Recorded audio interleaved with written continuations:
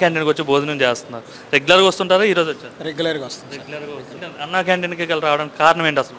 రూ. 5కి అన్నం దొరుకుతూ ఉంది. ఈ ఎండలో కష్టపడుతున్నాం రూపాయి కోసం, పని చేసుకుంటున్నాం, తక్కువలో భోజనం దొరుకుతుంది. అదే బయటకు వెళ్ళామంటే రూ. 120 పార్సల్ వచ్చేసేసి రూ. 5కి 2 టోకెన్లు తీసుకున్నామంటే రూ. 120 భోజనం దొరికినట్టే. పగలంతా ఎండలో తిరుగుతూ ఉంటాం కాబట్టి రూ. 120 పోయాయంటే మనసుకు బాధే ఉంటుంది కాబట్టి క్యాంటీన్కి వచ్చి తీసుకోండి, చాలా హ్యాపీగా ఉంది. భోజనం కూడా బాగుంది. బాగానే ఉంటుందా భోజనం ఇక్కడ? సూపర్ ఉంటుంది.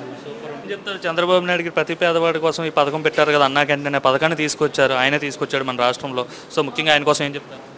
థ్యాంక్ యూ చంద్రబాబు గారు. మీరు ఈ పథకం పెట్టడం వల్ల మాలాంటి వాళ్ళు చాలామంది బ్రతుకుతూ ఉన్నారు. ఎందుకంటే అన్నం పెట్టడం అన్నపూర్ణతో సమానం. ఏమి ఇచ్చినా అయిపోయినా అన్నం పెట్టమని చెప్పేసి అని అంటారు. చాలా థ్యాంక్ యూ అండి చంద్రబాబు నాయుడు గారు మీకు.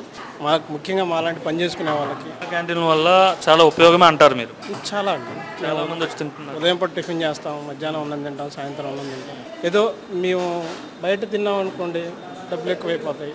మిగిలిన రూపాయి ఏదో ఇంటికి వెళ్ళిపోతుంది. మాకు ఏదైనా డోకరాలు కానీ ఇంట్లో ఏదైనా అవసరానికి కానీ తీర్చుకుంటా ఉంటాం. మరి గవర్నమెంట్ మంచి మనసుతో ఈ పథకం ఇవ్వడం వల్ల ఖచ్చితంగా ఇక్కడే తినాలనుకుంటున్నాం. ఇప్పుడు వేస్ట్ అన్న వాళ్ళకి వాళ్ళ కడుపు నిండిన వాళ్ళండి, వాళ్ళు ఏమైనా మాట్లాడతారు. అలాంటి ఆకలేని వాళ్ళకి రూపాయి తక్కువైతే అక్కడే తినాలనిపిస్తుంది.